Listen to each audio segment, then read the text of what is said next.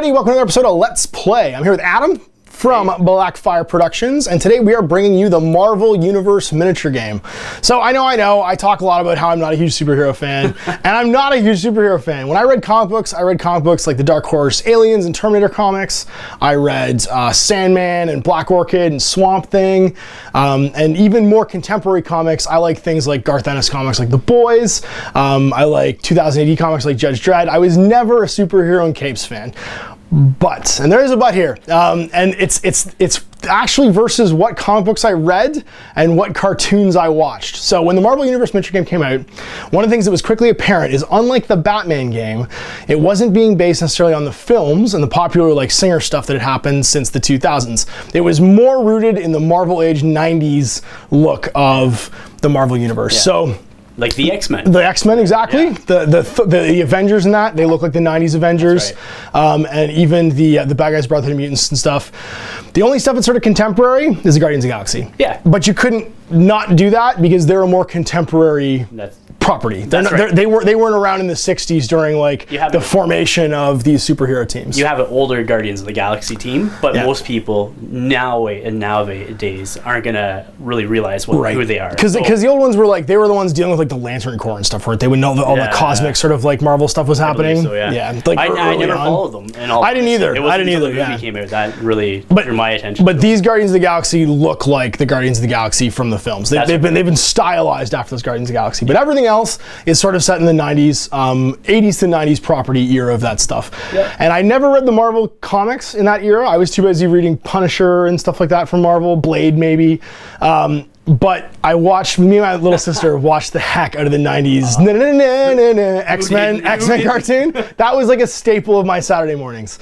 That gruff Logan, that like, the only thing that would be different is you'd have to have the red hair coming out of the top of the hood to have that Cyclops. But there's been people that have done that. Absolutely, and you can modify it to look like that. Super easy with green stuff. But the bright colored super suit X-Men are the X-Men that I remember from when I was a kid on TV. And that's what made me go, oh, I could totally get into this game then, because that's what they've stylized them after. So I painted up the X team. I've painted up so far 5 models. So the starter set plus Gambits. I have everything else except for Magneto from the neutral and good X-Men on my paint table getting ready to go. And Adam's painted pretty much everything. Yeah. So you got had it painted. Or had it painted. That's right. Yeah. So you had take all the credit for that. You just had the Battle Brother miniatures paint up your what is it? The Brotherhood of Mutants. Actually, that's right. And Jean and Emma as well. Cool. So and Vision actually. And Vision too. And you've got but you painted your Guardians of the Galaxy. Yeah, the Guardians are painted by me. So what we're using today is actually painted by Adam. And we're gonna be trying out. Well, I'll be playing my first game, and Adam's gonna be playing his umpteenth game basically at this point. It's one of my favorite systems right now. Right now, cool. As soon as Marvel, I saw it was Marvel, I was on it. You're on it because you're a big Marvel fan. Gotcha. I am. So I like comic books, but I don't necessarily like superhero comic books. But I like these superheroes in particular. So I don't think I'm never gonna buy the Avengers. I don't think. I might buy the Brotherhood of Evil Mutants, but I'm probably not gonna buy the Guardians of the Galaxy. It'll probably just be 90s X-Men for me from Marvel until Punisher comes out, and then I'll just play Punisher by himself for the entire rest of me. That's all you need is Punisher. He should just be 50 levels. He should just be 50 levels by himself. He should never work with anyone and just be 50 levels of guy with M16 and boot knife. Big gun. And that's and all he does is like detonate cars around you because he set up the entire area. So it's him and another 40 points of like booby traps and explosives. You can pick that up and throw it at me. Oh, it blows up. He just detonates it. It's him and like 60 pounds of C4, and that's the entirety of his levels. So yeah, if you're listening to Night Models, I want that. I want the 50 level Frank Castle that just takes on any superhero team by himself and maybe wins. Like, he's gonna be messed up at the end of it, but even if they beat him, it's some kind of Pyrrhic victory where like, he's stopped them somehow. Exactly. Yeah. So we'll take a look at the core mechanics of the rules as a standard Let's Play. I'm going to show you the basics of the rules. We're going to play through the first core mission. There's 3 missions in the main rulebook, which is called Survive. And we're also going to have in the video description below, if you guys want to follow along and check it out, links to the online rulebook. Now, the current rulebook that you get in the starter sets, the newer starter sets will have a new rulebook in them, but the current ones for like, I think the X-Men, the Avengers, they're going to have the old rulebook in it, which will have two significant changes. Yeah. Because one thing was a little bit too powerful, so they changed it. That's just because it was all people did. It was literally all people did was just throw cars at each other, apparently. Yeah, and once you introduce the Hulk, that becomes really silly. Yeah, because he's throwing buildings at people, and it was just getting silly. Yeah. One-shotting people with landing building on top of them. So you want to follow, you can download and check it out. All the cards are also available. There's a link. It's view product description. product data sheet. Data sheet, that's right. If you go to the online store, you can see the rules for everybody as well. So all the rules are free. Yep. If you have a bunch of superhero models, you can just play this tomorrow. I know people have used other miniatures. Yeah, the Clix miniatures and stuff too. Try the game out. To give it a go. The models are pretty good. The models are fantastic. I love the sculpts. But you can check it out and follow along as we do this. So let's take a look at the rules, take a look at the models. We'll show you the mission table setup and we'll get started. So here we are set up to play the Marvel Universe miniature game. We got our cards, we've got our miniatures, we have a table laid out with all kinds of cool modern scenery. So buildings, cars, porta potties, lampposts, all the things you would see in a downtown urban center that's being slowly overrun by some kind of a superhero fight. Now, the main rule book for this game actually comes in every single starter set. You get the Marvel Universe Miniatures rulebook. So this is my X-Men one. If you look here, this is actually the backing of the blister pack, and when you flip it over, this is the rulebook. And this is the exact same rulebook, except for the FAQ amendments that are put in the online one, that you get online. So you are looking at the same thing online that I would be looking at here. It's roughly, I think it's like 40 pages. Yeah, like it's nice and condensed, like 30-something pages, and it has everything from the core keywords that are on everybody's cards, the core mechanics of the game, and 3 basic missions to play. So there's only 3 missions so far. There's lots of fan-made missions. There's a D88 mission set made by the same guy that does the 20x20 mission pack for Infinity, and that's basically just the core mechanics of the game. Every miniature comes with, and if you buy these in a blister pack, so this is actually the blister pack packaging, when you flip it open, you get, just like in the Batman game, you get the stats for every guy. So we're gonna look at Cyclops here. We're gonna talk about the sort of the anatomy of a card, and then we're gonna go and overview the game turns so that stuff makes sense. So I find it's easiest just to start with the miniatures and then move on to the game. So here's Scott Summers, Cyclops.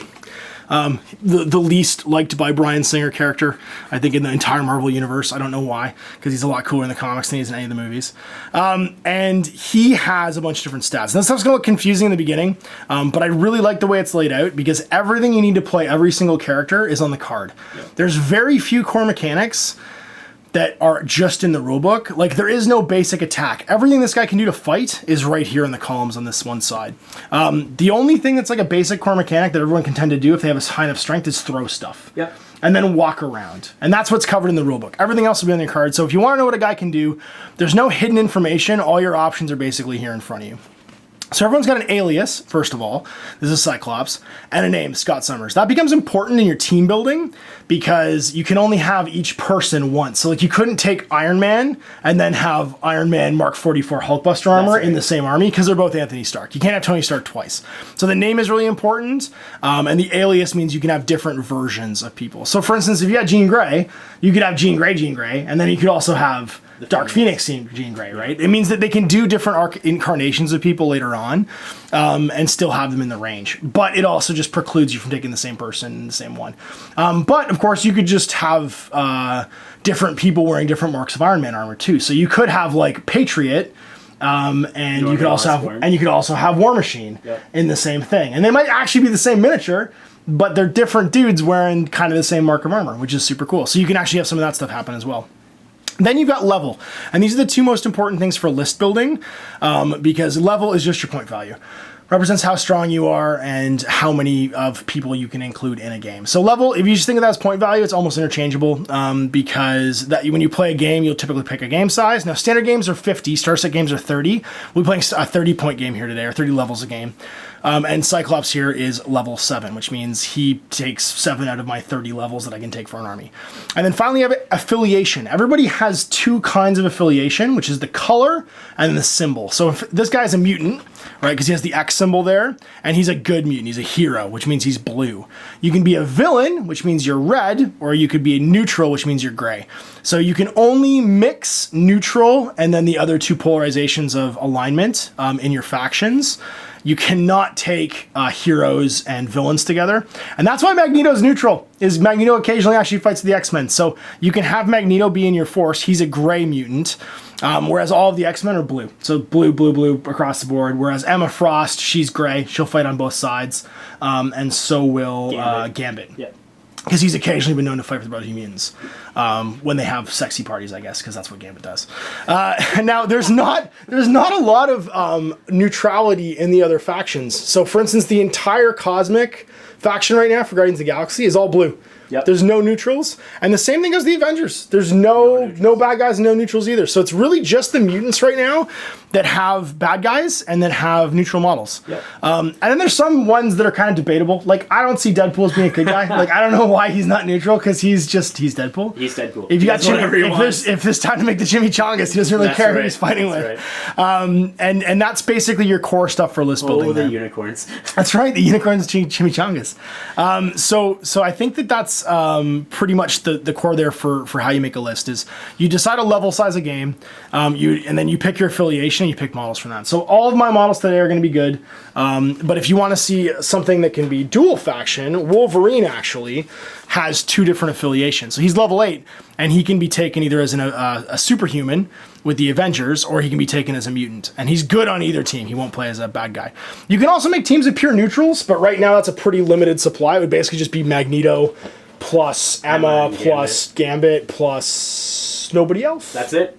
Just those 3. Really? Just those 3 right now. So you're capped basically at, what is it, 16 plus 12, 28 points? You can do a starter set game. You can do a starter set. Yep. Yeah. That'd be pretty 30 neat. points, right? 30 points, yep. And then over here, we've got the rest of their stats. Now, because it's a superhero game, everybody's going to have strengths and weaknesses. So what might look like a confusing wall of numbers right now becomes pretty intuitive when you start realizing that symbols are across the 2 things here. So you can see attacks all have a nature, and then defenses all have a nature as well. And then up here we have attributes, which is like your physical stat line. Skills we'll get to later, because they're just a mix and match hodgepodge of what make people unique. But everybody has resistances basically and attacks. So for instance, all of Scott Summers' attacks are energy, because he's giving you eye blasts, right? He doesn't really punch people. He's not good at punching, but he's good at blasting things with his eyes. And there's 4 different kinds of defenses here. So first is physical, which is a little shield. Yeah. Then there's energy. Then there's mystical, which is like supernatural. Yeah. So like the Doctor Strange stuff, occult. And then finally mental, so it's a brain. And when you're attacking someone, that's basically your defense value against that type of attack. So if Scott was to shoot himself, his attack value would be energy against his defensive energy. And that's the number you're trying to beat. So if I was to compare it, it's just like War Machine. You're rolling a number of dice, you're adding your stat, and you're trying to beat the defense value of that type. Yeah. And that gets us into attributes. So over here, we've got power. That's actually your action bar. So to compare it to other games, it's a lot like influence in Guild Ball or focus in War Machine, but it's used for everything. So it's almost like action points. Your power level you spend to make attacks. So all of your attacks have a power value over here, and as do all of your basic actions. So walking, your first value costs you 1, and your second value costs you 2. If you have a third value, you spend 3 and you get to do it. Lots of people who fly have third values. Most people who can't fly don't have a third movement value. Your strength is used for things like throwing. So Scott Summers isn't throwing anybody. He's strength 1. That's like basic schlub strength. That would be like your or my strength. Your attack stat is what you add to your 2d8 roll to try and beat people's defenses. You can also get bonuses to attacks based on skills. So for instance, he has, or his endurance thing. So when his endurance is up right now, before he gets wounded, he gets +1 to his attack value, which means that he's got an attack of 7 instead of 8 when he goes to hit people. You have your size. That's important for when you get thrown, because you can only throw things of your size or lower in strength. So like, if you're strength 1, you can throw size 1 things. So he can throw like a parking cone at you. He can throw rocket. Yeah, he can throw rocket. That's right, because rocket's little. But yeah, he's not throwing a human size thing. Because everybody who's size 2, like he is, you have to be at least strength 2 to throw him. Yeah. Then there's his agility. That's actually a stat test. Agility, stamina, and willpower. Those are like secondary defenses that you typically have to roll under to try and pass something. So an agility of 8, you'd be rolling 2d8s and trying to roll underneath that to like dodge a car. Or tie it. Or tie it, sorry, yeah. Or to take half damage from a spray, or a kaboom or something like that. So the agility's not great. You can get skills to allow you to re-roll that. So things like acrobatic let you re-roll agility tests. There's soldier I think lets you roll stamina tests. And then willpower is... I can't remember. Something like strong-willed would be like, that would sound right. It's something like that. But it lets you re-roll these. And these are all basically other defensive stats. So for most of the game, these top 5 stats are all that really matters. And then the stuff over here, your attacks, which we'll talk about in a second. So now on the right, you've got all your abilities, your attacks, and your special powers. And all these have a cost to activate. And then they have other things on them too. So we'll start off with an attack. and we'll show you how attack works. So focused beam is a cost of 2, and the color here in frequency is how often you can do it. Yeah. If it is a green, it's as many times as you have power per turn. If it's blue, it's once per turn. Yeah. And if it's red, it's once per game. So he can massive blast there once per game for 4 power. And it's got a bunch of extra skills and abilities on it. It's an energy attack. It does 5 points of damage if it hits you, more if it does a critical. It's range 16, and it's a shooting attack. So that little symbol there, the bullseye, means that it's a shooting attack. But it also has the abilities Penetrative and Overload. Overload, it's piercing 4. And that actually is a boostable stat. You can overload things to gain additional dice to attack. It just means it costs more power. Or you can take the alternate overload power, which is marked on the card. But it's only ever one or the other. You can't pay extra to do both. He's got Optic Devastation. You can do it once per turn for 3. It's also energy attack. It does 3 damage. It's 8-inch range, so it's a shorter range because obviously he's just boosting. And then it's got Explosive 3 inches, which means everyone within 3 inches of the target also gets an attack against them. Focus Beam. It's cost 2. It's any number of times per turn. So he could, with his power of 7, do that 3 times per turn and then move or overload it once. It does 2 damage. It's a 16-inch range. Overload, pierce 2. So he's a turret, man. He can't even do anything if you're within 2 inches of him. No. And we'll talk about that later because he's ranged attacks have a minimum range of 2 inches. Once you're within 2, people freak out and don't want to do anything to fight you. But that's basically his attack list. There are no other attacks possible except for throwing a rocket, maybe, if rocket happens to be nearby. And then finally, you have your special powers. His is To Me, My X-Men, which again is one of the reasons why Brian Singer probably doesn't like him because it sounds conceited. Because they're Xavier's X-Men, you jerk. And it's a cost 1 power that you can do once per game. It's it's use A, which means it's an activation. So you have to actually pay to do it during your activation, not during someone else's activation. The other options are R, which is reactive. So you can pay to do it when someone does something to you. Or P for passive. Or P for passive, which means they can be done basically any time because they're always in effect. Yeah, and they usually don't have a cost when they're passive either. Yep. If they do have a cost when they're passive, it's when something. I don't know. It's usually reactive. Then it's when something happens to you, it gets activated. Yeah, they're usually always free if they're passive. And then range 8 inches. So all friendly models within range gain +1 speed until the end of the round. It means all of their speed stats would go up by 1. So he'd be 5'8" under the To Me My X-Men stat. Just speeds up the group. You usually do it in the first turn of the game just to get them somewhere, or in the last turn of the game to try and get them on objectives. The last thing down here is going to be your endurance, and this is your hit points basically. You have 3 bands. Gray is just normal. You're good. You're healthy. Weakened. What's the Pale or hail or something. Pale. Like you're wounded basically. Is what it is. It's the pink colored one. It's the pink colored one, and that's -1. You have basically effects that happen when you're under those 2, and that's when you start making KO tests. Yeah. So as soon as you hit that level, every round you might pass out because you're in pain, you're banged up, and you might just like pass out from the damage you've taken. And then critical, which is the red one, you're -1 to all defenses. As soon as you hit that level, you immediately make a KO test. And you keep making KO tests at the end of every round as well. If you get KO'd, you can come back, but it's important that you see that your abilities also decline as you go through these levels. So when he's happy, he's got +1 to all of his attack values. When he's injured, he's -1 to all his defenses. Defenses all become 14. And then he's also dropping in power to power 6 and -1 to all his defenses when he's critically injured. So big important thing there. And if you go below 1, you're just gone. You're out of the game. You get removed. You're past KO'd to probably in a few pieces. So there we go with the anatomy of a card. I'm not going to get into all the special abilities. What we'll do is as we play the game, we'll describe them when they happen. I'm going to talk now about the anatomy of a turn. So you've built your list. So for me, what I've got here is I've got my 4 people. I've got Cyclops, Wolverine, Colossus, and Rogue. That's 30 levels. So 7, 7, 8, 8. And I've set up my cards. So first, I'm using these little dials here. These are wound dials.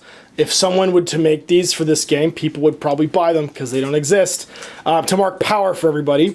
And I do have the little X tokens for my endurance here to mark how much damage I've taken. You actually put them on the first one to mark what you're at. So it's marking your current number, not where you're at. And when you go to 1, you're still alive. It's only when it comes off completely that you're removed from the game and you're dead. Yeah. So I'm set up here to start playing. And the next thing we do is we have to set up the initiative bag. And that's basically putting tokens in a bag to see who activates first each round. So whatever your tokens are, they should be roughly the same shape and size, but they should be different colors.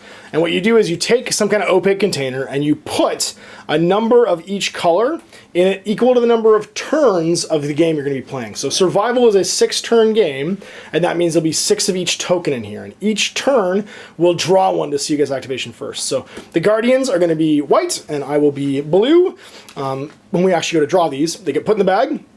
Every turn we shake them up, and all that means is when you draw one out, the color is going to be the person that activates first. Now there are skills. Well, they do have the choice. They don't have to. Sorry, they get choice of who activates first. That's right. That's an important distinction. Yeah. And you've also got skills that allow you to do things like put extra tokens in the bag. That's right. So there's one called not Master Tactician. I can't remember the name of it, but it's basically giving you an additional token to increase your chances each round of going first. Other skills like Perfect Plan, which Peter Quill actually has, is I believe once per game, you can reach in and just pull out whatever color you want. You can actually look in the bag basically to make it happen.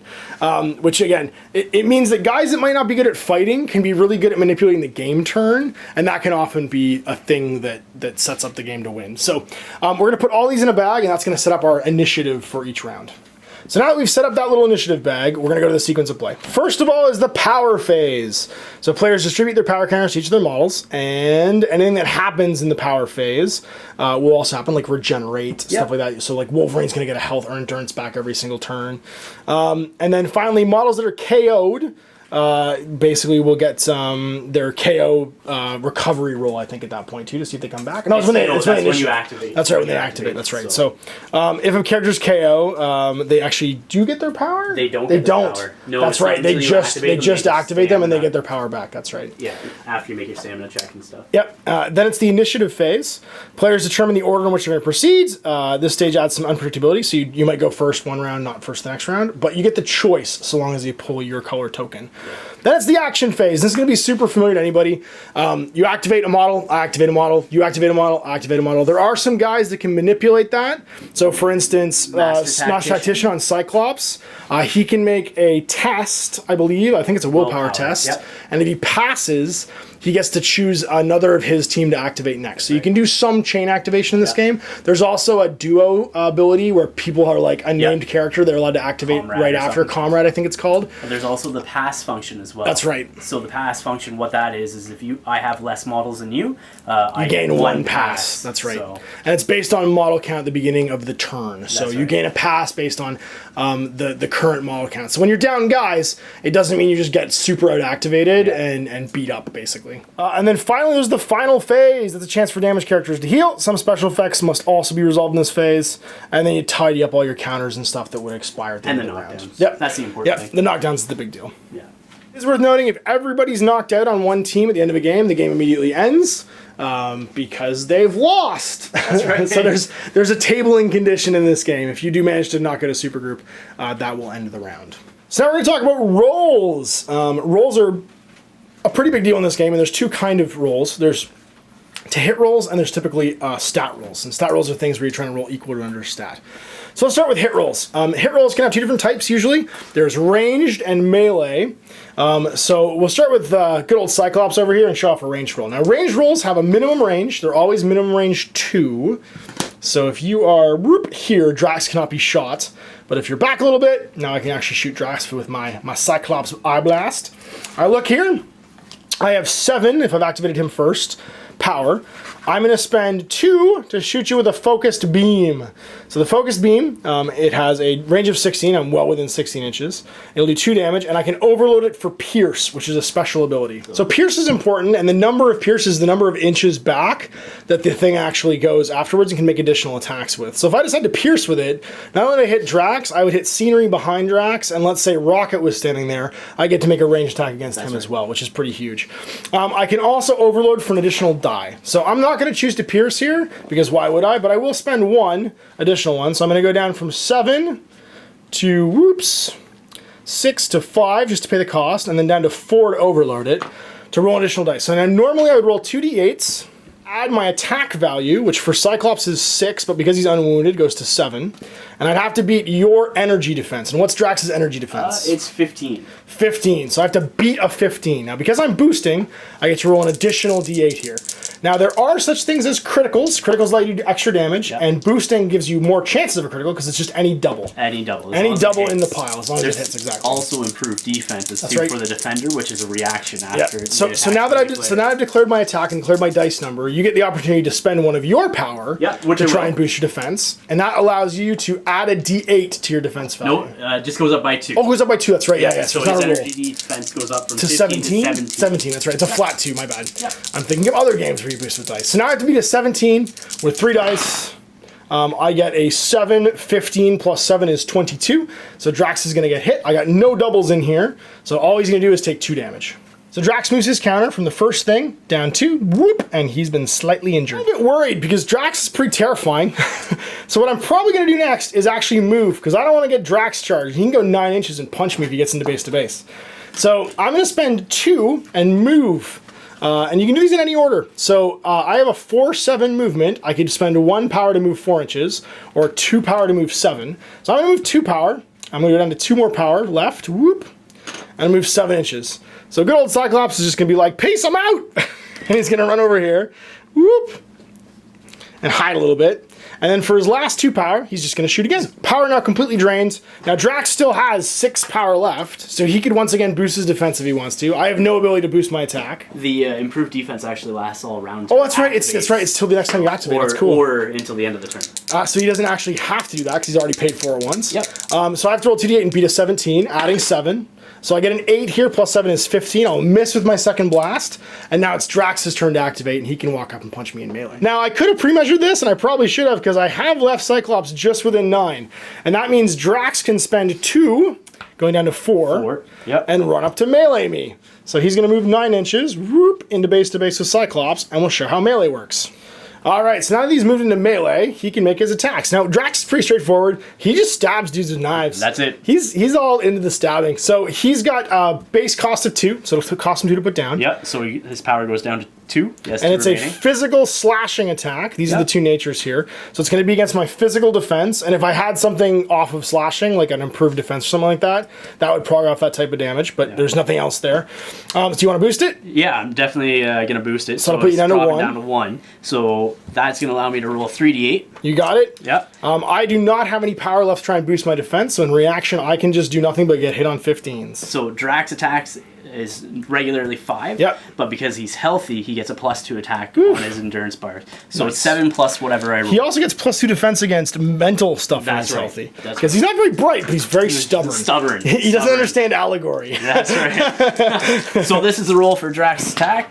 And he's going to get a 7, a 4, and an 8, which is going to give him way more than he needs there. So 7 plus 7 is 14, plus 12 is going to be 26. Only defense 15, so he totally hits me, but no doubles. Now let's just say for the sake of argument, we did roll a double. That's right. What would happen? So Drax would get 1 extra damage, or deal 1 extra damage to Cyclops. There you go. And that happens on any attack as long as you roll doubles. You get a bonus. That's right. And it hits. You get your critical effect. That's right. And there's some things that actually only prog off critical 8s. Yeah. So for instance, Assassin, which Deadpool has, if he gets double 8, he doubles his damage. Yeah.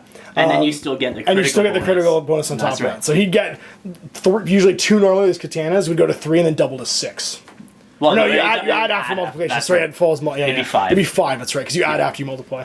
It does follow the usual bed math. Bed math, yeah, stupid bed math. So in this case, I would take 3 damage if you did a double, and that would reduce my damage 1, 2, 3 to here. I'd be pretty beat up. Let's say Drax didn't want to do that. So we've showcased melee attacks, we've showcased some shooting attacks and some movements. What would he do if he wanted to grab something and throw it at me? Because his strength is pretty high. He's strength 4. That means he can throw cars. That's right. Or anything that's size 4 or lower. So that's right. Every terrain piece in the Marvel Universe miniature game has to have a size value, and other stats are associated to it. And so something like this barrier here. Size 2 probably? Size 2, and so Drax can easily pick that up and throw it. And so the distance that he can throw it is equal to double his strength value. That's right. And he's strength 8. Sorry, strength 4, so it would double to 8 inches. Right. So with that being said, if I didn't want to charge into melee, I could pick up that barricade. It costs 3 power. I can use it once a round.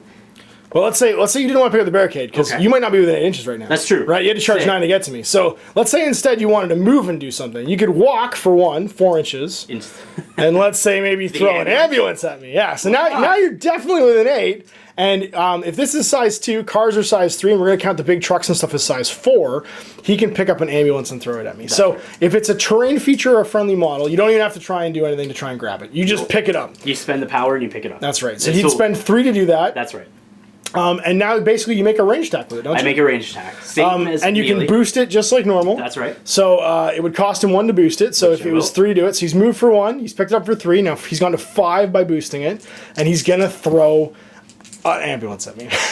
poor Cyclops. So then I roll like normal, and I have boosts, so there's the 3rd die. And your attack 7. And I'm attack 7. And you critical. And so there's a critical right there. So you've done a total of 10 plus that's 17. And it's a physical attack always when you throw something. That's right. So that's going to be 17 to my 15. It will hit. Now, what if I was in cover? What if I was, say, standing behind this lamppost? So what would happen is, there's a couple of things that would happen. A, you would get a +1 defense bonus that's right, from being in cover. I'd have to hit you on a 17 or better. And B, it would hit the scenery in between me and That's right. So what happens is, each scenery piece that the terrain goes through, or the thrown object goes through, deals damage to that terrain piece. That's right. Equal to its size. And so if this is size 2, let's say, or 3, it would be dealt 3 physical damage.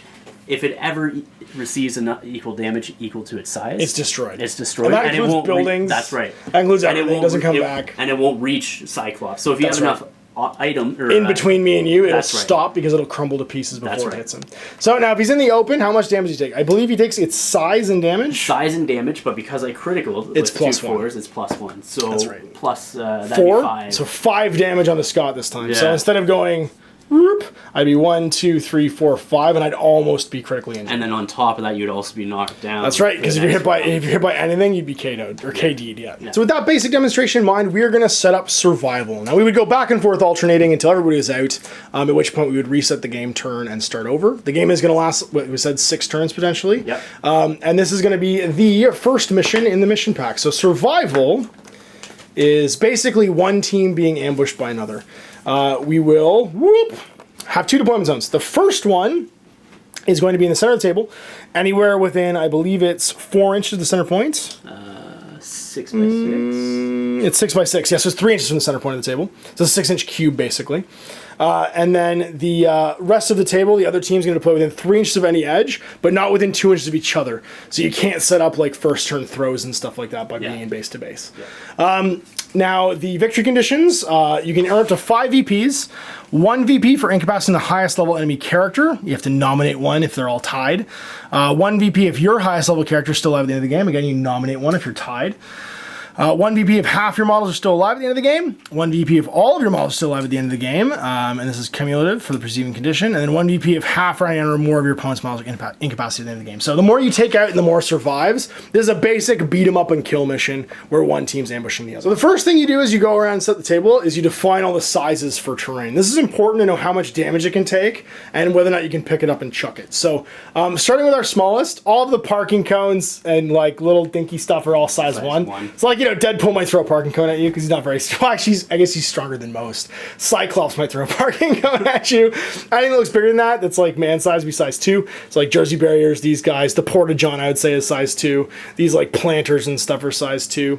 Size 3 would be things that are bigger than that. So things like the telephone poles and the lamp posts would all be size 3. Size 4, we're getting into cars. Size 3 as well for cars. So like the cop car could be size 3. The Humvee could be size 4. Size 5, now we're talking about trucks, like the postal truck, the ambulance, and the fire truck. And then the houses, the medium-sized houses would all be size 4 as well. So 5 rather. 5, 5, 5, 5, 5. And then size 6 would be things like this big bus here. And size 7 would be city buildings such as this up here. Sorry, these are actually size 6. That's what I thought, yeah, because the trucks are smaller than that. So the houses are size 6, and then the big things are size 7. You're going to randomly determine who the attacker and defender is. So we'll just draw a token. Remember, blue is X-Men, white is Guardians. It's going to be blue. And I can decide to be the attacker or defender. I will be the attacker. You can be the defender. Sounds good. And you can set up in the middle. So it's back and forth now deploying team members. And that's going to mean that I have to deploy within 3 inches of a table edge. And the Guardians, obviously the police have shown up because a raccoon is digging in the dumpsters. and or trying to buy weapons off somebody. A big flarking gun, a big flarking gun he's trying to buy. Yeah. So we have to go back and forth deploying. So I have a 3-inch deployment along every table edge. You can be within 3 inches of a square of the center point. Or the easiest way to look at it is you'd have to be 15 inches from any other table edge. All right, so Rocket's on top of this building. I will see Rocket and raise him a, what's his face here? A Scott Summers, yeah, the Cyclops. Star-Lord also trying to convince him that that gun was probably not worth what he paid for it. So with them up there, I like the look of Rogue hanging out over here. Rogue can fly, so this may look like a weird deployment, but that means she could just zip on top of a building if she wants. Jax is going to party on ground floor, and I will then deploy some... let's go with the Weapon X. He's going to party over here. He is tied with Rogue as my most expensive model, so he's actually my team leader. And there's Gamora hanging out down there, and she is, of course, your team leader because she's the most expensive model on your team. Right. I can't deploy within 2 inches of him, but we're going to have Peter hang out over here. Power up phase, everyone's going to gain their power up to 7 on my dials here. Everybody's set to their endurance, and then we are going to start initiative, and I'll have you draw one, so we shake it up, draw a counter to see who's going first.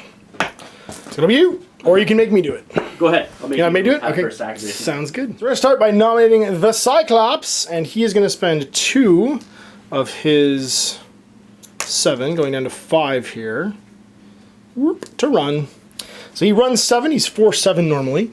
So he's going to go his 7 over laterally this way, and hang out like so. And he's going to spend 3 to do optic oh no, wait, that's only 8-inch range, never mind. He's gonna spend 2 to do focused beam. No, he's gonna spend 4 to do massive blast. Can you tell I haven't spent a lot of time with this game yet? So I'm gonna go down to 1, and I'm gonna massive blast against Star-Lord. Because it's red, it's once per game, it's energy, does 5 damage, and has a 16-inch range. Going for improved defense, that'll drop your power down to 6. Yep. And that means you get +2 to your defense. So what's your energy defense now? 16. 16 versus my current current attack of 7, because I'm uninjured. I'll spend my last one to boost it, so I get down to 0 power. And that means I get 3 dice here to try and roll for the crit. See if we can do it. Blam! I do get the crit, and I get a total of 6, 13, 20. So he's going to take 6 damage. Yep. So 1, 2, 3, 4, 5, 6, and at the end of the turn I have to make a KO test because I blast him. In hindsight, Adam forgot that he could have also just bodyguarded with Drax instead of doing the defensive with Peter, and Drax would have soaked the damage instead. Yep. But that's now we've got one or the other. Yeah, that's right. So it's back over to you. I could, if I wanted to, instead of letting you activate another model, use Master Tactician and I'm going to, just because like I don't lose anything if I fail the roll. I have a willpower of 8. If I roll 2 dice and roll underneath 8, I can activate another model in a row. I roll 3, so I could activate somebody else. So we're gonna activate Colossus, because why not activate Colossus? And Colossus is just gonna walk. So he's going to spend 1, going down to 6 to walk. He walks 4. And he's going to go walk over to base with Wolverine. Whoop. He's going to pick him up, and he's going to throw him at this truck and throw him twice his strength, and it's within 8. So throwing him, it auto hits, which means I put him within 8 inches, and Wolverine's going to spend 1 for the fastball special, which means he just automatically makes a snicked attack against this thing and does 2 damage. Rolling to hit the vehicle, what's his defense? 12. 12 automatically? Yep. All right, well I'm attack 6, actually, because I'm worse attack before I get injured. That's true. Because I get mad the more injured I get. But I still hit with a critical, which means I do a total of 3 damage to it. If I was throwing at something like to be injured, I would actually take damage and stuff, but because I'm being thrown by a friendly model at something, I do not. And of course, spending the power for fastball special means that I do not have to be knocked down. So the trucks can take 4 damage, and it has a damage absorption skill of 1. I unfortunately have something called irresistible, so you can't actually absorb my damage because I'm made from adamantium and hate, and so it's going to be taking 3 damage, which means it's almost blowed up. So with 2 power left on Colossus, that's really all I can do with my first activations of the turn, so we're going to go over to the Guardians. Activate Rocket. What's Rocket gonna do? Rocket's going to use photon pistols, 24-inch range. Woof. And he's going to be targeting Scott. Scott Summers, Yep. who's out of power, so he's a sitting duck right now. Yeah. So I'm energy resist 15. So this is, I'm just going to roll standard. I'm not going to overload or anything Okay, else. and this is going to cost you... It's 2 per. Okay, and what's a 5? Plus a 7, which is a miss. 12, that's a miss. That puts him at 5 power. He's got 5 left to do stuff with. What are your options here? More photon pistols? More photon pistols. Really, at this point? Yeah. Okay. Gonna keep blasting with photon pistols. Actually, I'm going to do... do a rifle shot? I'm going to do a RPG. Whoa, okay. RPG. Might as well. Actually, that's not in range. Okay. Never mind. Never mind. Photon pistols. Photon pistols it is, okay. Basic shot. Rolling for big numbers. There you go. So you hit me. So how much damage is that? 1 energy damage. 1 energy damage. Okay, so Scott has no bonuses against energy damage. It just means he'll take 1. Whoop. Yep. You're down to 3 right now. Yep. I'm going to use 2 more to do it 1 more time. Okay, sounds good. Leaving Rocket with 1 To defensive power. later on, yeah. Yep.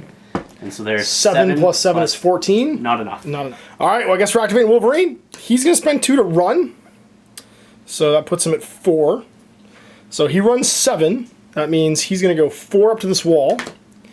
And then it's 2.5 to climb. So, sorry, it's 2.5 inches tall, so it's 5 to climb. So that's going to mean that with his 3 left, he can go 1.5 inches in the air. So he's 1 inch from the top. Yes. And then he has an agile, so he can actually move twice per turn. Yeah. So he's going to spend 2 more to run again. Whoop. And that's going to mean he's got 1 inch from the top, so that's 2 inches, and he can move 5 more inches, which will put him in base-to-base with Star-Lord. Brrr. And he's going to snick you. His last 2, he's going to snicked. It's a physical slashing damage. So you're going to do any resists? Yeah, so Drax on the bottom here is going to use his bodyguard robe. It costs 2 power. Yep. And so he will be the target of the attack now. Instead. Yep. Awesome. Okay, so I will punch you with a attack of 6. What's your defense right now on Drax? It is 17. 17? Oh, that's not going to hit you. That's Logan done, so it's back over to you. So Peter can fly, because he's got rocket boots. Yep. So he's going to go 2. And that's going to put him at 4. And I'll put him right there. On the ground. Cool. Trying to take a shot at Cyclops. Yes, sir. Okay. With his injuries, what does that do to his stats? Nothing to his attack value. Okay, cool. 6. So he's going to use a overloaded quad laser up against Cyclops. Oh, the Cyclops. All right. So it only does 2 damage if I hit. And it's definitely a hit. But it does not do any criticals, so he's going to take 2 damage. Yep. And go down to here, 1, 2. And that'll leave him with 1 left, which he could potentially use defensively. So that's right. It's over to me, and it's time for Rogue. Rogue's going to spend 3, going down to 4. And she flies. So it's 8 inches tall, means she goes 8 inches in the air. And then she can go 6 inches afterwards, so she's going to go hang out in this corner right here. And she's done, because she's hanging out up top. It's Drax and Gamora time, because you've still got 2 guys left around the building here. Yep. So going 9 with Drax for 2. Base contact right there. Okay. Gonna pick that thing up. I'm gonna pick that thing up and chuck it at Cyclops. So chucking so you're spending 3 for that, so you spend 2 to run. Should be an 8, I believe. And you're not gonna get to boost this because you only have 3 length. Yeah, you're just at 8. So you have to beat a 15 here. What's your attack? 7. Okay, needing an 8 or better. There we Gets go. it There's just, so I get hit by an ambulance. So the ambulance comes flying over here. Anything in between will actually get hit as well, and then it's removed and destroyed. Yep. Not quite in the critical, but I'm now -1 to all my defenses of Cyclops. Using 2 to run with Gamora, she'll move 1/2 inch, plus 5, 5.5, 6 to get into melee with Wolverine. Yep. Having an overlorded Vorpal strike against him, which costs you the rest of your power. Well, it cost me 4 out of my 6. Oh, 4 out of your 6. Well, you did 1 to run. I had 8. Oh, you had 8. Sorry, yeah, sorry, I thought you had 6. So I have 2 power left after this. Yep.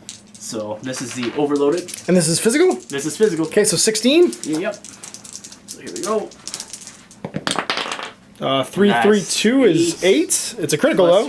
Yeah, it's only 15. Okay, just misses. 16. Sorry. 16 still Plus misses because you have to beat it. Yep. 2 power left, and I'm out of activation, so you might as well swing on me. So I need a 16 again. Okay, blade swing. And there's 9 plus rate is 17. 17, so it's just gonna hit me. How much damage is that? 2 damage. 2 damage. Wolvie gets 2 damage. With the activation phase over, we're both making pass-out tests to see if we go KO'd. So, first for Peter, what's his, is it willpower? Stamina. Stamina, sorry. His stamina is 8. All right, so rolling under 8. 8 or under. And so there's an an 11, so he's going to pass out. Knocked out. Once again, we're using other people's tokens. It'd be great if people made tokens for these. Yes, very much so. And so now I got to roll stamina check for poor old Scott Summers, rolling less than 8 as well. No. 9's gonna pass out. Everybody's unconscious. We'll have a teammate down, passing out, and we're gonna have to draw a chit here to see who goes first in round 2 of 6. So you pulled last time, which means I believe I pull this time. I'm gonna use perfect plan. Okay, so you get to automatically go see who goes first. One of my own. That's right. Yeah. Pull one out and see which one it is. Actually, you can't do that because he's unconscious because he has to be conscious to do it. So back over to me. It's a skill. Yeah. All right. So you might still get to go first. Let's just see. We'll see. Let's just see. Close my eyes, and you're still going first. Activating Drax first. Yeah. I'm gonna spend 2 to move him into base contact with Cyclops, who is knocked out. Okay. So I'm -3 defense from being KO'd and -2 from being knocked down. -1 being knocked down. So -4 overall. So my defense is 11. All right. Drax has an attack of 7 right now. 4s. He's gonna use knives. Dual knives. Hits him. And it hits him, so that's 2 damage on Cyclops. Okay, he's got 2 left. He's already KO'd, so no other KO tests. So he's down to 3 power left. I'm gonna use 2 more to hit him and hope I don't roll bad. That'd be bad. But that's 6 plus 7, 13. 13, so you just get him and Scott's out. We're down a team member, Scott Summers. First one knocked out, as usual. Spends most of the game unconscious. Oh, I should have noticed, during my first phase, Wolverine gets a health back because he regenerates. He regenerates an endurance. And we have to decide who we want to do next. I think we're going to do Wolverine. We're gonna try and murder Gamora. Yeah. So we're going to use the Wolverine's Snicked ability, putting him down at 5. We're going to not bother overloading it. We're attack 6 right now. We have 16, so I have to roll boost it? I'm going to boost it. Okay. So she's now physical defense of 17. Okay, so with 17, I am going to need to roll a 11, 12. 12 or better. Nope, missed the first one. Spend 2 more and go down to 3, and then we're going to overload it. Now I need to beat a 17. That's going to do it, and it's a critical. So that's 3 damage, irresistible. Gonna hit her again. So going down to 0. So with defensive, she's still 17, so I gotta roll a 12 or better. It's a 7, so I don't get it. Hitting Rocket. Yep. You're gonna wall crawl? I'm gonna wall crawl. He's gonna hang out on the side of the building. Just over here. On this side over here. Looks good. Yep. Be in range to be out of range to shoot. So that's right. Wall crawler means that you can stick to surfaces without having to fit your base somewhere wholly. Otherwise, your base has to completely sit on the surface that you're standing on. Just puts him outside of 2 of Wolverine so he can shoot with his guns. For some heavy plasma. Leaves me with 1 power left, so targeting Wolverine. So I have an attack of 7, and it is energy. Do it. So there's 9 plus 7 is 16. 16, and that's going to miss because he's defense. 16. You can no longer fire his heavy plasma because it was once per game, and you've got 1 focus left that you'll probably just use to dodge with. Yes, sir. Activating Piotr, he's going to spend 2 to run 7, and he'll have 5 left, and not a lot to do. So he's going to go head over this way. Just be right there. Where's going to go? Yep. She's going to Blade Swing and boost it, so that should be 4. She has 4 power left after that. Up against Wolverine. Looking good. Defense 16. Alright. That's a hit. So she takes 2 damage. 1, 2. Do it again. Yep. 1 power left. 1 power left on her. And that's so that's 6 damage from that last one. So it's over to Rogue. Master Tactician, trying to activate somebody again. Yep. So Master Tactician, I need to make a willpower check of 9 or less. And so there's 9. So I get to activate my next model, which is going to be Quill. Yep, see if you can see if activate. He wakes up. So stamina. 8. Nope. And nothing. She's gonna go. She's gonna activate up to. She can go far. 14 with 3. So she's gonna go and fly over there. 14. She's gonna fly into melee with ye old Rocket. So I'm going to attempt to throw you, spending 3 and then my last one to boost it because you're activated out. So I'm attack. I do have 1 power left. Yep, so you can try and defensive boost if you want. So he has physical defense of 18. Alright, so physical defense of 18. I'm attack 6 right now because of my health state. Using 3 dice. I need to roll 13 here. And you do I do not. That's only a 10. That is the end of round 2, moving on to round 3. So during the final phase, we test to see if anyone passes out. I have nobody at the critical level. I don't think you have anybody at the critical level because Quill's already down. Yep. And that's really it. You're grabbed for initiative for round 3. I'll heal back 1 with Logan. And it's you. And that's me. Activate old Colossus over here. He's going to spend 2 to move 7. So that's going to put him at 5. Like so. He's going to punch you for 2, putting him at 3. Attack 7, so this is not going to go well because I'm literally just punching you while you're on the ground. So I hit you. No double though, so it does 2 damage. Yep. We're gonna throw you at Drax. So I think I hit you on a regular hit, but knocked down and unconscious. So I pick you up on a 3, a 4 rather. Yeah, 4. I'm gonna, go ahead with that. Because you can't defensive because you don't have anything. Nope. And I critical, but it's a crit. And is it a critical damage? Because I crit. You have to roll to hit Drax now. That's right. Yeah. And so I'm gonna boost up Drax's Defense by 2. Sounds good. I'm at 19 defense, and I am attack 7, so I have to roll a 13 here to hit you. Yep. And let's see what I get. I get an 11, so it's gonna miss Drax, but I still do damage to Quill. Who lands an inch away from Drax. Yeah. Does it go to the other side? Does it go to the? Does it It would be the closest to. Got it. So he's gonna land right here. Yeah. Still be knocked down, and he'll take damage equal to my throw. Yep. Does the critical hit against him do anything? Well, it would be the extra damage, right? So he'll take 4 damage instead of 3. Okay. Yeah. All right. So we had to go and look through some FAQs and then ask some people that actually wrote the rules how this works. What actually happens here is, even though it's defined as an attack, the grab is not actually an attack. It's going to need some kind of a tag or something to say this isn't an attack, because rules is written right now, rolling a critical for a grab, because it doesn't have any kind of overriding critical effect, and it is labeled as an attack, and an attack is an attack, would do 1 point of damage. It does not, though. The intention is that it doesn't. So he'll take no damage from being picked up. And then because we missed Drax, he doesn't actually collide with anything, which means Quill takes no damage from the collision either. So he's going to be there unconscious, still KO'd, 1 inch away from Drax. Drax will also take no damage from not being hit. So, not knowing that, I probably should have just thrown him at a piece of scenery, because that would have done 3 damage to Quill no matter what. And if I rolled a critical, it would have been 4. I believe, because I think the throw damage can still critical, because it is an attack. Oh no, I wouldn't roll any dice. You wouldn't roll any dice. That's right, I wouldn't roll any dice, so that wouldn't even do any criticals either. It's only if I threw it at Drax could it do criticals either. Yeah. So yeah, he'll take no damage, and I've basically wasted that action. So let's get end my activation. I have 3 power left, but I'm just gonna save it. It's gonna activate. Yep. He's gonna spend 2 power. Okay. And he's going to come down the side of the building. Sounds good. And he's So gonna running to end there. right there. Looks good. Shoot his RPG. He's gonna try and shoot Piotr.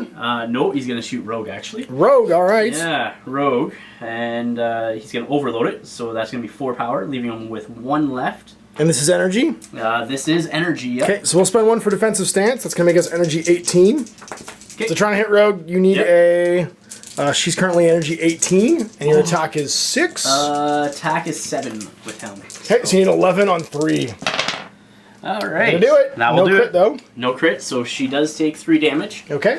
2, 3, and then everyone else can evade for half down to 2. Right. That's right. So we're gonna do some Logan first. He is agility of 10, sorry, and he can re-roll this because he's got good things, but he's fine. So he takes half damage, which is 2. So 1, 2.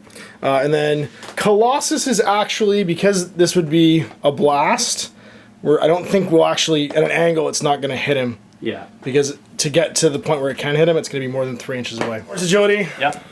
And so she 12? has acrobatic. So she can reroll? She can reroll. And it doesn't matter takes anyways. 3? She takes 3.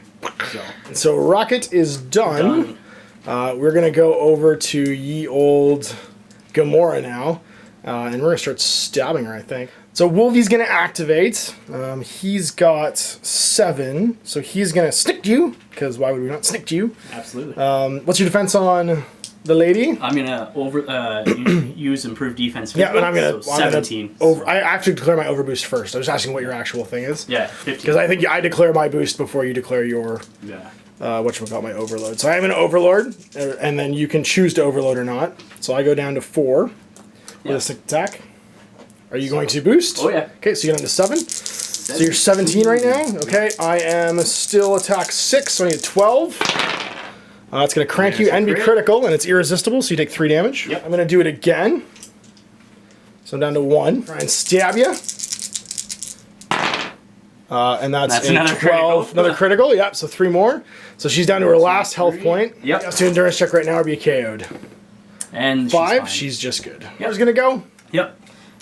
She's going to spend a power Okay. to leap into the void, which jumps down. That's right. So it's one level less. So now leaping into the void is you just take yourself from the edge of something to the bottom of something. Yep. And you take one level less damage than you normally would because you're doing a controlled superhero jump. So that point in Deadpool where he's like, superhero jump. Yeah. You do superhero jump. And she just does, it's terrible on your knees though. So, but depending on your height, you take damage. If it's 3 inches or less, you always take 0. So no matter what, even just if she got pushed off this, she'd take no damage. That's right. But she could jump up to something up to 6 inches tall and take 1 level less, which means that superheroes can basically spend a point to jump into the void, and if it's less than 6 inches tall, take no damage. Yep. Got his movement either, so now she can spend more to move. She's going to spend 2 to move 9 inches. Okay.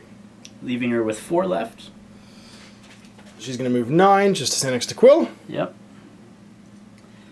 And then she's going to overload a blast gunshot. Okay. Into Wolverine. Blast gunning into Wolverine. Wolverine is just going to take it. This is energy. Yep. Defense 16. So that's going to do it. Takes 1 damage. Takes 1 damage. Yep. Oh, I wanted you to do 2 so I get attack bonuses at some point.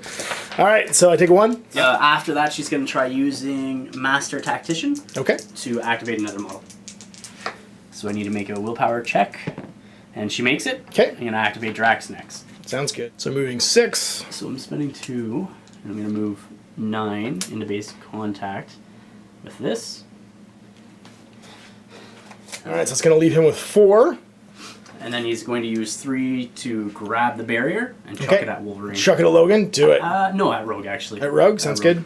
Rogue is defense, physical of 16. She'll spend 1 to boost it, up to 18. All right, definitely in range. So 18. Your attack 7. Yep. Boosted.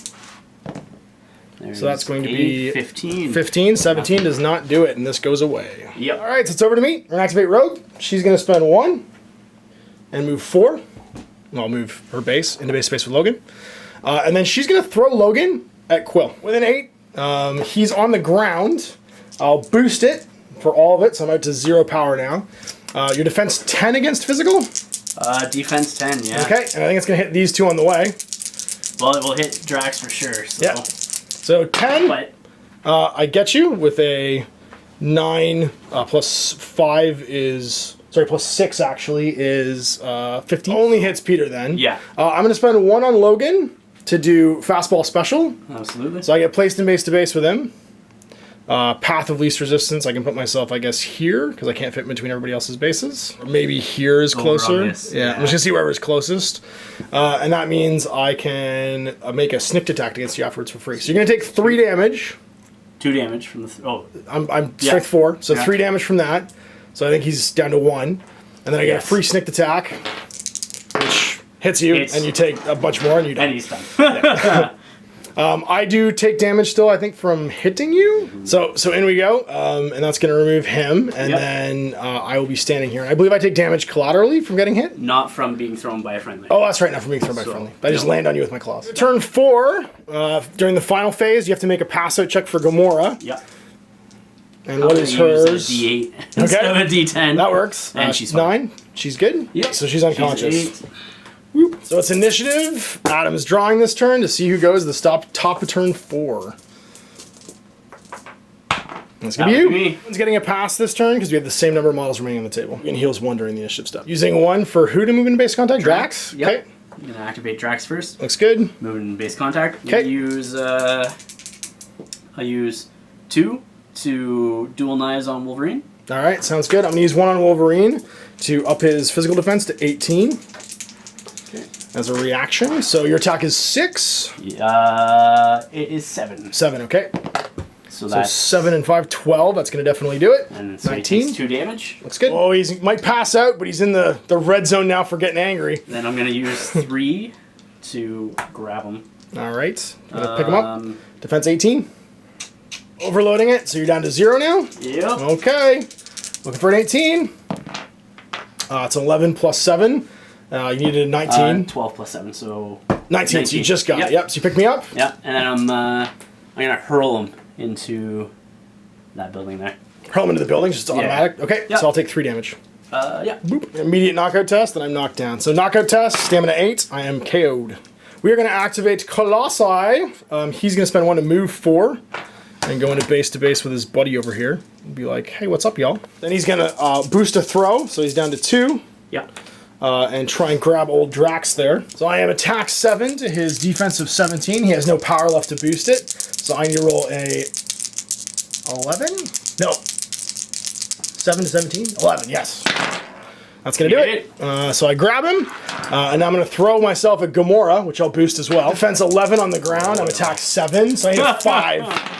And you get it. I get it. So she's gonna take 3 and be taken out of the game, and Drax is gonna be knocked down. In base to base. Giving a rocket. Yep. Am I within 2 of you?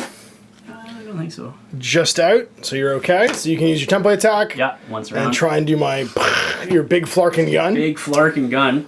So I'm on the ground, which means I am minus 4 to your 4, energy. but I'm +2 still from my defensive stance. Does that go away? Energy -4, so it's against a 12 here for old rocket. And I'm overloading it. Okay.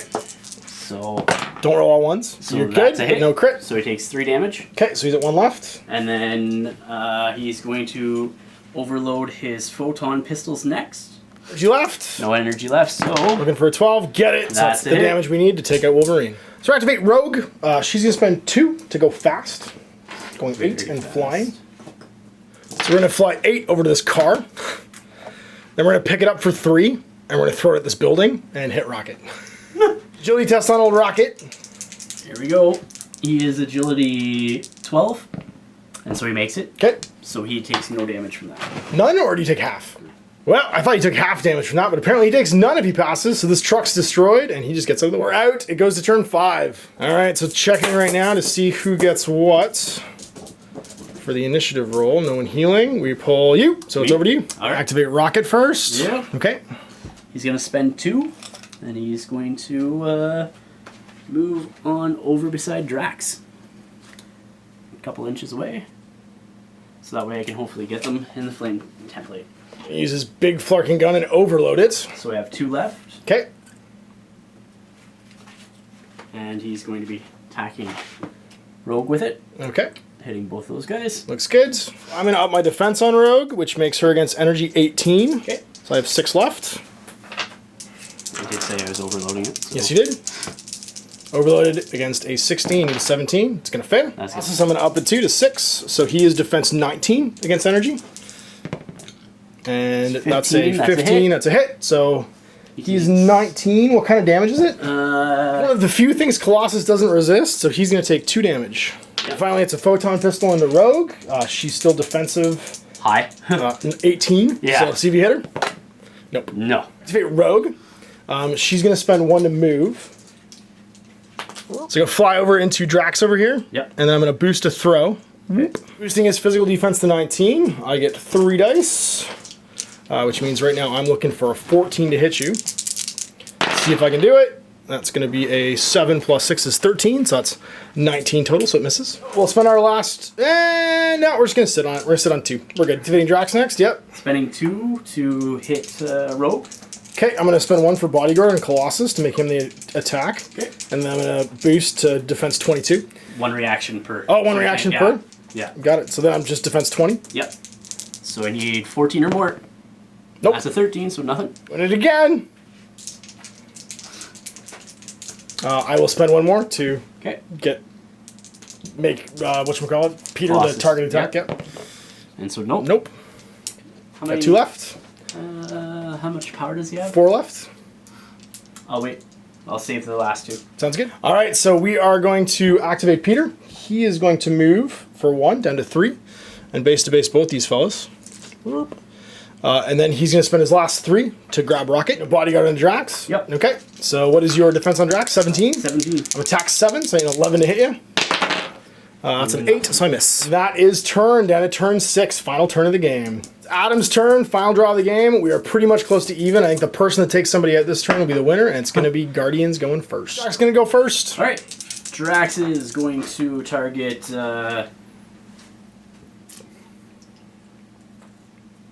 Colossus? No, Rogue with a grab. Okay. Rogue is... So you're overloading on the grab. I'm going to put it on Colossus instead with Bodyguard. Yep. And I can't boost, so I'm just defense 20. Your melee 7. Yep. Boosted, so you know 14. and you don't get it. It's a 13. Punch rogue dual knives. She's not going to bother getting into the way. Yeah.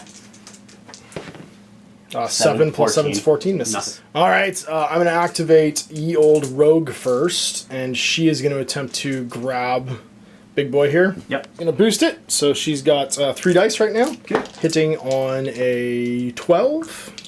I'll increase it. Okay, so now it's going to be on a 14 I'm hitting on, because you've overboosted your physical defense. Yep. So 14. That is exactly a 14 I hit. So that's a total of 20. And that means I will throw you. I'm going to chuck you into the wall over here. Yep. So you go whoop, and take 3. Then I'm going to move whoop, forward here and hit rocket. So we're going to punch rocket. I will use 1 to increase his physical defense. Okay, so I'm attack 6 still. I need to roll a 13 to hit you. Yep. I don't. I roll a 10. So even though it's critical, it does nothing. So moving over to here. Yep. To there. Yep. Okay. Whoop. For 1. So that's 1. And then At the big flarkin gun. yeah, and I'm gonna overload it on rogue. Go for it. Obviously hitting him both. Yep, go for it. This is rogues. This is energy. Energy, yep. Okay, so she is defense 16. She can't boost it. So that's going to do it, and it's a crit. Yep. So how much is that? 3 damage. 1, 2, 3. She is -1 to all defenses. Next one is against Colossus. He is defense 17 with the big parking gun for energy. It's going to be 14 plus good. Yeah, you hit him. Yeah, so 2 damage. Okay, plink plink. John pistols. Into rogue. Rogue Hitting again. him with 1. All right, she's defense 15 right now. And that's 8. 8 plus 7 is no hit. Okay. All right, and he is Fini, and he's got no power left. He has 1 left. He has 1 left. Use 1 for moving. Yep. And then boosting, and then 2. So that's 6 out of 7. Well, you shot me twice. Yep. He just gonna activate. He's gonna move to here. Yep. Bloop. Down to 5. He's gonna pick you up Okay, I'm gonna and boost down to 1. improve his physical defense by 2, so an 18. All right. So I'm 7 plus 3, so I need 12. Crank it. Not a crit though. So I grab you, and I'm just gonna auto hit the wall and go through. Sorry, I'm actually gonna target Drax then on the ground, and I'll use my last 1 to boost. Okay. Defense 10. Drax can't improve his defense because he's on not the ground. down, so he is defense minus 16. 16. Okay, well that's enough. That's definitely enough. So you both take 3. Yep. 1, 2, 3. He wasn't KO'd. He was just knocked down. That's right. That's right. And that's it. That's my activation done. So, and he'll be placed within an inch or placed in base to base. Like that. It's a test for Rogue. She's good. Pass it. This is going to be the game right here. Pass test for Drax. He's good. Yeah, 'cause after 6 turns, it's going to be 3-3. We've both knocked out our team leaders, which is the highest point model guy in the game. We've both got half of our models still standing and half of the opponent's models knocked out. That's right. So if one of these 2 had passed out, that would have actually tipped the balance to either one, but we didn't quite make it. They both passed their stamina rolls, and that's going to be at the end of the game. Colossus and Rogue staring down Mr. Drax, the Destroyer, and Rocket. All right, so there you go. A look at the Marvel Universe miniature game. Ending in a tie between the Guardians of the Galaxy and the X-Men. It was very much peace trading until the very end there, where your big bruiser and my big bruiser. I think if I had one more, round, I probably could have gotten you. Yeah, I think Colossus is exactly the way Colossus is in the comic books and the cartoons. He's slow. Yeah. So he's just like, I either have to honestly, I think if playing it again, I would actually use Rogue to throw Colossus in the first turn. Yeah. And then get him closer, because I need to somehow get him into the middle of things, because he's so hard to kill. And that's where you want Nightcrawler on your X-Men team, because I can actually teleport him exactly anywhere, including in base contact with somebody else already. Right. Although base contact doesn't mean very much in this game, except that you can make melee tasks. You can just walk away. That's right. So you can, if you're fast enough, you can still you can't put Colossus in base to base with a fast guy and expect him to be able to be there afterwards. Because even knocking down, all it does is reduce your movement by 1. That's right. Because you're pulling out 1 more power to stand up. That's exactly. Makes it easier to hit though, which is a big deal. Being able to not do defensive boost or bodyguard was a big deal too. Big thing, I think throwing Drax was the best play there, because you could no longer intercept stuff because he's too busy being on his back. That's right. A couple other plays too, because it's literally my first time playing the game and I'm not super sure how things work. I would have done a lot more throwing. I would have had damage from at least 2 vehicles that I would have just thrown at things and then had overtake somebody and then missing. Yeah, exactly. Because knowing that you auto hit by targeting scenery ability, and because you have overwhelm on scenery bits, they hit things along the way. So I could have done more collateral damage there, but coulda, shoulda, woulda. My next game I'll be better. That's right. And hopefully I'll be able to take down whoever the next super team is, take on my X-Men. So the next game is going to be on Adam's channel. If you want to check it out, you can click a link in the video description below and go like and subscribe to him so you can see more Marvel Universe stuff, because you do regularly. Is it once a week? It's not once a week, once every other week generally. So bi-weekly? I sort of rotate between that and another system. They're my two main focuses. Is Lord of the Rings and Marvel? Cool. But there you go. You get 2 a month then at least, Marvel Universe games, so go check him out as well. I'll be doing this every other Friday as well, bi-weekly. So maybe we'll alternate. We'll figure out a way to alternate so we can do either one. That'd be awesome. And you guys can check it out there as well. So we'll be doing more Marvel Universe stuff in the future, and if you guys want to come play it, I'm obviously now set up to play the X team. I'm going to have neutrals and good guys, and at some point when I get painted through that, I'll buy the Brotherhood Mutant and have the only bad guys right now in the game as well, because it's the only bad guys. Yeah. They just like to be, they're pro-mutant, that's all it is. That's all it is, yeah. It's not really bad. They just want to exterminate, other people that are trying to exterminate them. That's all it is. It's just a little kind of genocide. It's just reverse genocide is all it is. Wait, isn't reverse genocide still just genocide? Yes. Yes. Oh, philosophical debates. We're talking about, was it McAvoy or Stewart? I'm so confused. Anyway, so until next time, we'll see you for more of this in the future. Until then, I'm Ash, this is Adam at Board Gaming.